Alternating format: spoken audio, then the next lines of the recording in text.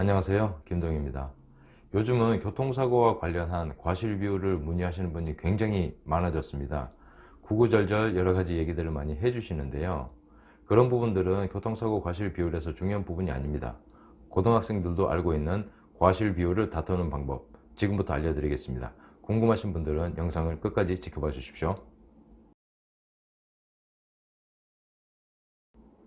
요즘 부쩍 교통사고와 관련한 과실 비율에 대한 문의 전화가 굉장히 많이 늘어났습니다. 아마 제 생각에는 과실 비율과 관련된 TV 프로그램이 좀 영향을 미치지 않았을까라는 생각이 드는데요. 얼마 전에 아버지와 아들 두 분이 저희 사무실에 방문을 한 적이 있습니다.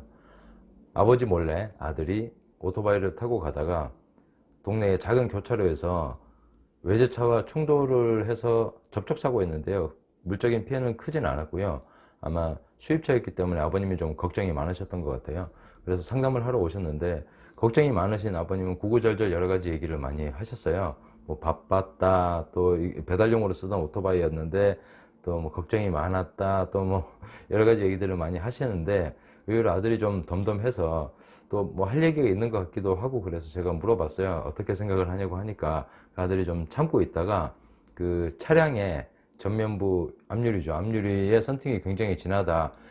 이 부분은 나의 과실을 감할 수 있는 요소가 아니냐. 내가 과실이 적다고 알고 있다. 이런 경우에는 그런 얘기를 하길래 네가 이 부분과 관련해서 뭔가 검색을 많이 해봤구나. 라고 해서 뭐를 해봤냐고 하니까 과실비율 정보 포털 얘기를 하는 겁니다. 그래서 네가 답답하니까 방법을 찾아냈구나.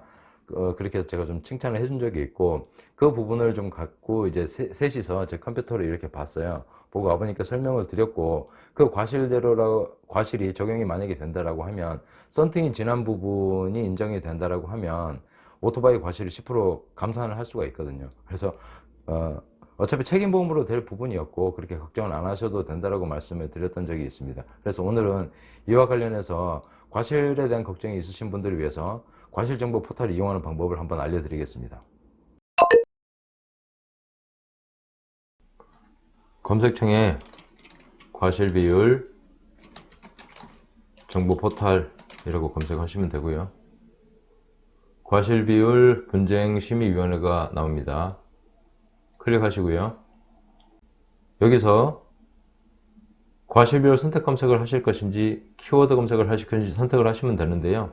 저는 과실비율 선택 검색을 해보겠습니다. 조금 전 사고는 차대 이륜차 오토바이 사고였으니까요. 차대 이륜차로 클릭하시고요. 사고 장소를 고르게 되어 있습니다. 교차로였으니까요. 사거리 교차로, 신호등 있는 경우 없는 경우를 구분해 두었는데요. 신호등 없음으로 선택을 하겠습니다. 사고 장소 특징은 도로에 여러가지 제한을 두는 표지판들이 있습니다. 그런 부분들을 확인하시면 되고요. 동일폭 도로였기 때문에 동일폭 도로로 선택을 하겠습니다. 대로소로 구분이 있고요. 일시정지 표지판이 있는지 없는지 여러가지 기준들이 있습니다. 확인해 보시고 선택을 하시면 되겠습니다. 저는 동일폭 도로로 선택을 하겠습니다. 그리고 진행 방향에 대해서 선택을 하는 것인데요. 이륜차 직진이었고요. 동시 진입으로 선택을 하겠습니다. 여기서 선진입이냐 후진입이냐는 여기서 확인을 하기는 좀 어렵고요. 여러가지 사고 정황을 확인해야 되고요. 또 블랙박스도 확인을 할 수가 있습니다. 그래서 여러가지 사건과 관련한 자료들을 확인해 보시고 선택을 하시면 되겠습니다. 저는 동시 진입으로 선택을 하고요. 차도 물론 직진 동시 진입입니다. 이 경우에 검색을 하시게 되면 이렇게 개괄적인 과실 비율이 나오는데요. 오토바이 과실은 30%고요. 자동차는 70%입니다. 이 경우에 조금 더 자세한 사항을 확인해 보시려면 여기 도표 번호가 있습니다. 클릭하시게 되면 이렇게 영상이 나오게 됩니다. A, B, 슬로우 모션도 나오는데요.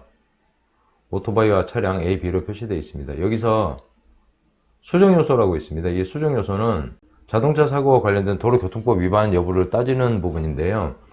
여기 한눈 팔기, 음주운전, 10km 또는 20km의 과속, 핸들 또는 브레이크 조작 등과 같이 여러가지 도로교통법 위반한 사항이 나올 수 있고요. 중대한 과실도 별도로 정리가 되어 있습니다. 보시면 아실 겁니다. 여기 보시게 되면 70%, 85%, 90%, 50%로 관련된 판례도 함께 검색을 하실 수가 있습니다. 이렇게 과실비율 정보 포털을 이용하셔서 여러분의 사고와 관련된 정보를 취득을 하시고요. 분석을 해서 적용을 해 보신다면 교통사고와 관련해서 과실비율 때문에 손해를 보는 경우는 아마 작아질 거라고 생각이 듭니다. 이렇게 과실정보 포털을 이용하는 방법을 알려드렸는데요. 아마 사고 난 장소에 대해서는 사고 당사자인 내가 가장 잘 알고 있을 거고요. 그 주변에 여러 가지 요소들이 있을 겁니다. 잘 확인을 해 보시고 이 과실정보 포털에 여러 가지 감산 요소와 가산 요소를 이용을 하신다면 과실 때문에 손해 보시는 일은 없을 거고요.